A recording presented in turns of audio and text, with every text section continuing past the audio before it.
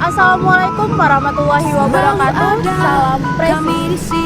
Dalam rangka operasi keselamatan selawat tahun 2023, kami dari Satuan Lalu Lintas Polres Subuh Salam menghimbau kepada para pengguna jalan agar selalu menaati peraturan berlalu lintas dan juga berhati-hati dalam berkendara.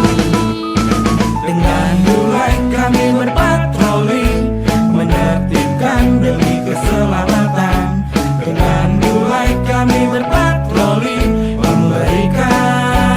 Jangan lupa bagi pengendara R2 untuk selalu menggunakan helm SFI dan gunakan sabuk pengaman untuk pengendara roda 4. Siaga laka lantas, sigap melayani kami, polisi lalu. Demi wujudkan keselamatan berlalu lintas, Satuan Lalu Lintas Polres Subuh Salam juga membantu menyeberangkan anak sekolah dan juga menghimbau kepada pengguna jalan dengan cara membagikan stiker kepada masyarakat pengguna jalan lainnya, guna terciptanya Kamsatipcar lantas yang kondusif. Melayani kami, polisi lalu lintas, siap selalu menolong, tulus di dalam mengabdi kami, polisi lalu. Ingat, selalu utamakan keselamatan pengendara dan penumpang karena ada keluarga yang menunggu kita di rumah.